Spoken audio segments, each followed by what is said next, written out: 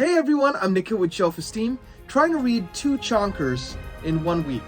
Overkill or just the right reading speed? Let's find out what happened the week ending June 8th, 2024.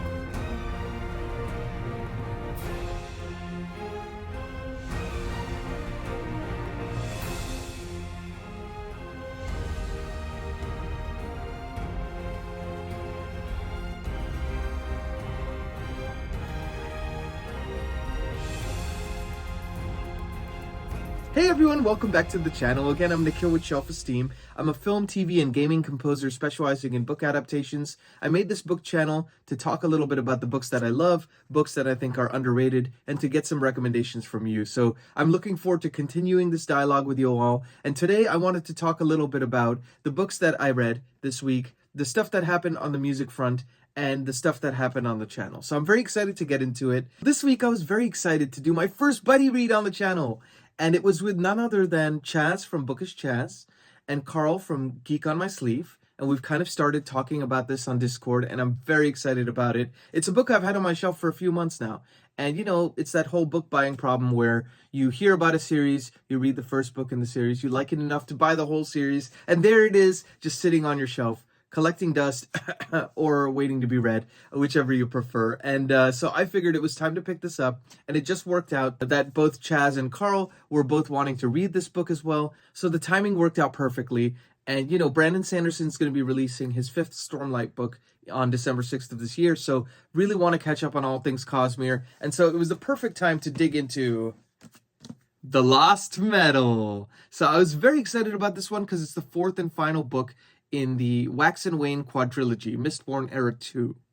And I've had kind of a love and hate relationship with the series so far. Like, the first book in the series, I did not really care for that much. The second one, you know, I'm going to read everything Sanderson anyway. So the second one was invariably better than the first. And I thought the third one was a big leap forward. And the third one I actually really enjoyed. So I was like, okay, now I'm actually excited to get into the Lost Metal. And without getting into too much detail, because I want to, you know, I want to save most of the discussion for when Bookish Chaz and Geek on My Sleeve and I are going to do some sort of a video content around this discussion. So I'm really looking forward to being able to chat with both those fine gentlemen about this. But early reports are in, and damn, I am loving this thing. It is fantastic.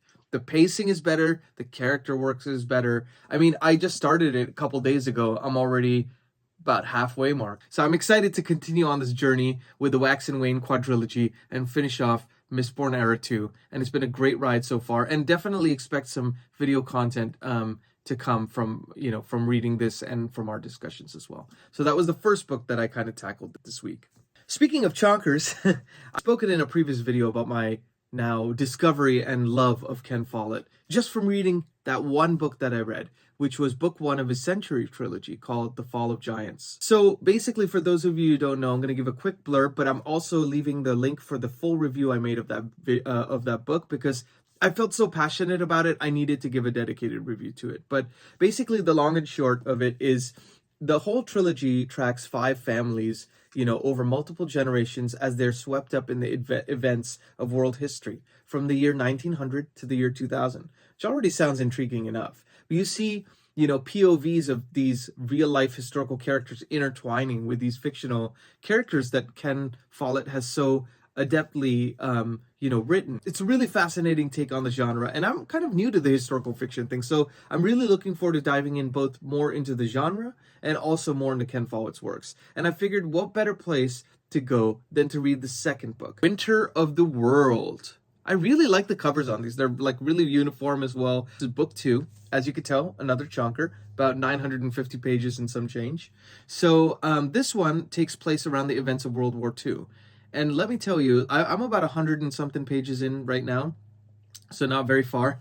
But you know, it's very chilling from the outset because it starts in 1933. You see Adolf Hitler taking power. Adolf Hitler is a character in this book. Hermann Göring is a character in this book. And you kind of read the events about like the Reichstag fire and, you know, stuff like that, you know, the things you read about in history, or maybe you see a documentary. And it obviously you're seeing kind of the aftermath of these events, but you don't see into the minds of people as it's happening in real time. And I think that was the really chilling thing to read in this book so far. Not only that, there are certain characters, because this basically tracks those 5 families, as I mentioned. There is a German family, a family from the US, Russian family, a Welsh family, and British family. There's certain German characters that you might have sympathized with in the World War I version of the book, Fall of Giants. And then you sympathize with them a little less when you start to see the events unfold in leading up to World War II in this Winter of the World book.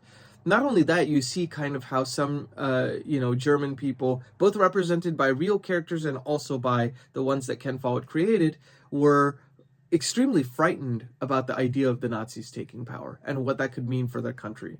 So, you can kind of see the course of history from multiple POVs, and I think it kind of gives it more dimension and depth rather than it being a more one-dimensional sided history that you read about in books, or maybe you might watch it in the documentary. So really fascinating. I'm loving it so far. It's absolutely living up to the first book, Fall of Giants. And, I didn't expect that because Fall of Giants was so fantastic. I was like, how could anything compare? So I'm really excited to continue on this journey. So now that's what I read this week. So what am I going to read next week? So it's going to be an interesting week, a little different of a week compared to usual, because I'm actually going on a trip to the UK, and I'm going to visit my grandparents and my aunt because it's my grandmother's 90th birthday, and I wanted to go surprise her and just spend some time with them because, life's too short, and I really want to make sure that I'm giving more time to my family. And I'm going to the UK for about 10 days from Monday, June 10th through the 20th, which I think is a Thursday. And so the upshot of that is I'm going to be chilling with my grandparents, which will give me some more time to read, of course. So my goal is, and I'm recording this on Saturday, but you're going to be viewing it on Sunday morning. So I'm going to try to finish this book before I leave, Lost Metal. Let's see how it goes. If not, I'm gonna, bring an extra duffel bag for my books because I've been on a kind of a physical reading kick lately. Sometimes I'll switch to Kindle, but sometimes it's nice to be with the physical copy. So I'm gonna try to get this done in the next couple days before I leave. And then I'm going to continue on the Winter of the World train.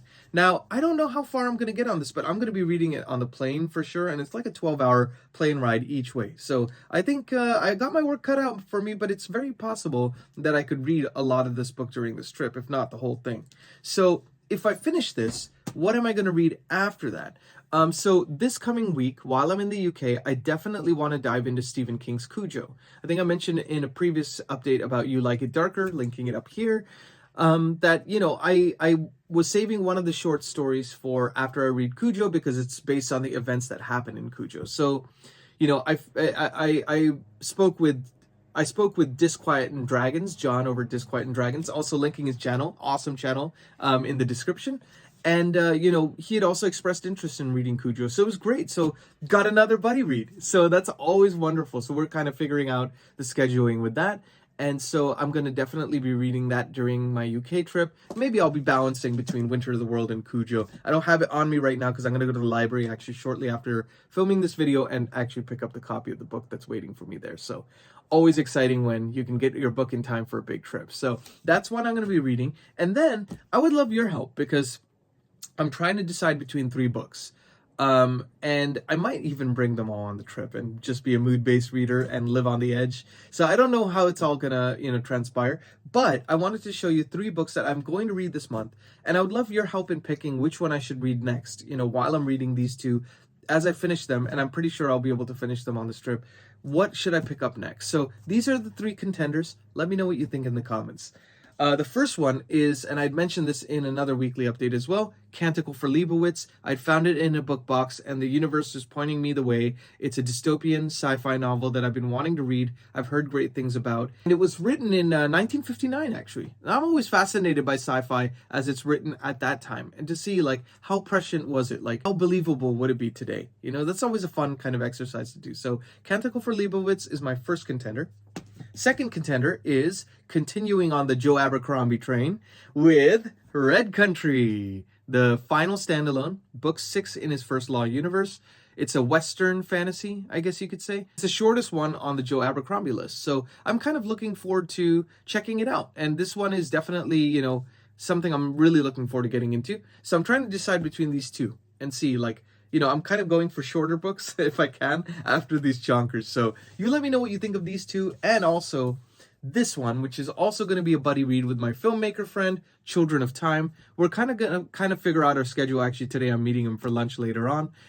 So we're going to try to figure out our schedule with reading this book together. But I would love to know if you think we should move this up, higher than the other two. Let me know, please, in the comments, and let me know why. I would love to know your opinions on these because, I've already gotten such fantastic book recommendations from all of you, and it's always great to be able to talk about the books we love, right? I mean, it's just so much fun to see someone else discover a book for the first time and like to see it through their eyes and experience it through their kind of vision. So I don't know, that's something I love to do. I'm sure, that's why we recommend stuff to each other, is because it's fun to see like somebody discover something. So I really appreciate all your help and your recommendations. So that is what I'm going to be reading next week. So moving on to the channel itself, it's been a great week for the channel. I got a chance to put up 3 videos I was, extremely proud of. First video I released was the Stephen King tier list video. It was my first tier list video, and I ranked like 44 novels and short story collections of the Stephen King books that I've read so far, and kind of had different tiers where I rated them and gave a detailed explanation on why. So it's like a 45-minute video. So if you enjoy it, I'm linking it up here as well so you can check it out. The next video that I made was kind of a May wrap-up where I talked about the channel, I talked about the books I read and things like that.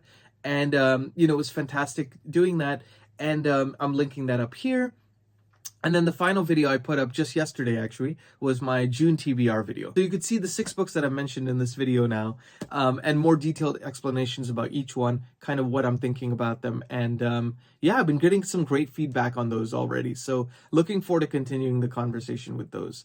So right now, the channel has 135 subscribers, which is friggin' awesome. I'm, every new person that joins the channel that comes by and leaves a comment and says hi, I get into conversations with them. We're having dialogue. We're asking each other questions. It's not just a, hey, thanks for watching, that kind of a thing. It's become more of a dialogue, a back and forth. And I love that. That's like my favorite thing in the world. So, please come say hi. Don't be shy. I just want to hear from you all. And I really appreciate everyone who's subscribed so far. And that reminds me, if you're liking this content so far, please like and subscribe if you haven't already and you're, wanting to see more videos like this. But yeah, it's been a great week for the channel, and I'm really excited to see what happens in the next week. So you're probably wondering, okay, well, Nikhil's going on vacation, probably not going to get much video content this week. Actually, I'm filming a bunch of content before I leave so that I can have everything lined up for you all. And the videos will continue to come out as usual. I believe, I have to double check the schedule, but I think I'm going to have like 3 videos a week still coming out. So we're going to keep to a good hefty schedule because I want to make sure that I'm constantly delivering for you all. And it's great. I'm going to be intermittently checking comments and stuff like that as I can. I'm not going to be able to do it as quickly as I was able to, when I'm home, but I'm going to be able to check them as soon as possible and get back to you as soon as possible. So please bear with me, and thanks so much for your patience on that. And thanks for watching these videos. I really appreciate you all. So just wanted to let you know a little bit about the channel. And then on the music front, it's been a really, really busy week. And actually, that's kind of one of the reasons why I wanted to get even further in the books that I got a chance to read this week. But I've been working long hours because, when you kind of prepare for a big trip like this, there's different content you got to make. Like for this channel, I'm also making content for my music channel. So I have like 4 or 5 videos scheduled now for that. And there's a couple where I recorded some stuff with a live orchestra. And I'm finally putting the sheet music videos because some people are really interested in sheet music to see like, oh, maybe it's a good score studying material and things like that. So I'm putting that up there as well. And I'm linking the channel here in case, you all want to hear some of my music and stuff, because when I come back, I'm going to want to make some more content that's more adaptation heavy as well. And talking about my experiences as a composer working on the Wheel of Time, his dark materials and such. So it's been kind of busy preparing for the trip. And then as far as the music stuff has been considered, I'm also getting ready for the Dead Whisper premiere, which is going to be on July 5th in limited theaters, and then July 9th on VOD. And the soundtrack is going to be released on July 5th as well. So tons of like paperwork basically to do for that, and then promoting it, reaching out to news outlets, and we got featured in Variety, which is like the industry trades, so and my name was like thankfully featured in it too, so it was like a really big moment for us, for our team. So I'm just so grateful that we got a chance to work together, and that our hard work is coming to fruition finally after all this time. Really looking forward to sharing more of that with you all, and I'll keep you all posted in the coming weeks as things continue to develop in the wake of the release. And then quick little side note, I'm also doing some book music collaborations. So I'm kind of still in the early stages of that, but I've actually talked to a couple of composers who specialize in book adaptations as well, and we're going to be trying to put something together that's special for you guys. So I'll keep you all posted as that continues to develop. But that's it from me. This has been a pretty hefty week, both on the reading and the music and the live front, and I'm excited to see what next week holds for me and for you. And so, please let me know in the comments, what did you read this week? What did you enjoy? Anything cool happened to you this week that was non-book related? Let's just chat. Let's have a good time chatting. I want to get to know you all more. And, what are you up to next week? What are you most excited for? And I'll try to update you all with pictures from my trip periodically through like community posts or something like that if I can. But in the meantime, thank you so much for watching. Please like and subscribe if you're enjoying this content. I'm Nikhil with Shelf-Esteem. Be good to yourselves. Be good to each other. You all rock. I'll see you next time. Take care.